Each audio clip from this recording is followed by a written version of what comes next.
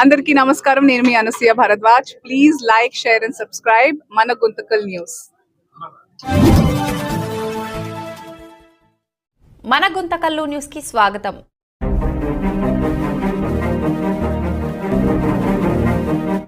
అఖిల భారత విద్యార్థి federation AISF రాష్ట్ర సమితి పిలుపులో భాగంగా విద్యారంగ సమస్యలు నెలకొల్పాలని చెప్పేసి సమస్య పరిష్కారం చెప్పేసి ఈరోజు అనంతపురం జిల్లా గుంతకల్ పట్టణంలో 5 సర్కిల్ ధర్నా కార్యక్రమం చేయడం జరుగుతోంది. ఇవాళ ప్రధానంగా మొదటి జరిగినటువంటి మంత్రివర్గ సమావేశంలో ఆంధ్ర రాష్ట్రంలో ఉన్నటువంటి 10 మెడికల్ కళాశాలను ప్రైవేట్ పరం చేస్తామని చెప్పేసి మంత్రివర్గ సమావేశంలో నిర్ణయించుకోవడం జరిగింది. ఈ యొక్క నిర్ణయాన్ని ఉపసంహరించుకోకపోతే పెద్ద ఎత్తున ఉద్యమాలు చేస్తామని సందర్భంగా తెలియజేస్తా ఉన్నాం. అదేవిధంగా దాదాపు 6,400 కోట్ల రూపాయలు ఫీజు బకాయిలు పెండింగ్ లో ఉంది. ఇప్పటికే ఈ ఎన్డీఏ ప్రభుత్వం ఏర్పడినప్పటి నుండి ఇప్పుడు దాకా విద్యార్థులను ఏకం చేసుకుని ఉద్యమానికి పిలుపునిస్తున్నాం. అయినా కూడా ఈ ప్రభుత్వం ఎన్డీఏ ప్రభుత్వం విద్యార్థుల్ని కనికరం చూడకుండా ఇవాళ నిర్వహిస్తా ఉంది. ఇవాళ ఈ ఎన్డీఏ ప్రభుత్వం సూపర్ హీట్ అనే పరిపాలన కార్యక్రమాలు చేస్తున్నారు తప్ప విద్యార్థులు ఉపయోగపడే ఏ ఒక్కటి కూడా కార్యక్రమాలు చేయడం లేదు. ఇప్పుడు అసెంబ్లీ సమావేశాల్లో ఇక మంత్రులు, ఎమ్మెల్యేలు విద్యారంగ సమస్యల కోసం పరిష్కరించాలనే దిశగా మాట్లాడాలి.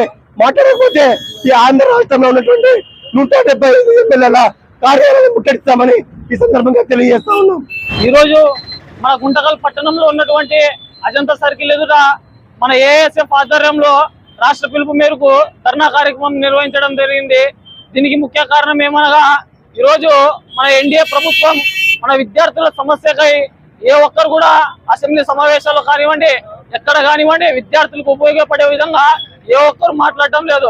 అదే విధంగా ఇప్పటి వరకు ఫీజు రియంబర్స్మెంట్ 6,400 కోట్లు బకాయి ఇప్పటి వరకు చెల్లించలేదు. 6,400 కోట్లు బకాయి చెల్లించకపోయినా గానీ విద్యార్థుల సమస్యలకై ఏ విధంగా అసెంబ్లీలో కానివ్వండి, మరి ఏ విధంగా ఎక్కడైనా కానివ్వండి రాజకీయ నాయకులు కానివ్వండి పలు నాయకులు మాట్లాడకపోతే రాష్ట్ర స్థాయిగా పెద్ద ఎత్తున ధర్నా కార్యక్రమాలు చేపడతామని ఈరోజు తెలియజేస్తున్నాం. అదేవిధంగా మన అసెంబ్లీలో 10 మెడికల్ కళాశాలలను ప్రైవేటీకరణ చేస్తామని తెలియజేయడం జరిగింది. మరి అది కానీ రద్దు చేయకపోతే రాష్ట్ర స్థాయిన పెద్ద ఎత్తున ధర్నా కార్యక్రమాలు చేపడతామని ఈరోజు తెలియజేస్తున్నాం.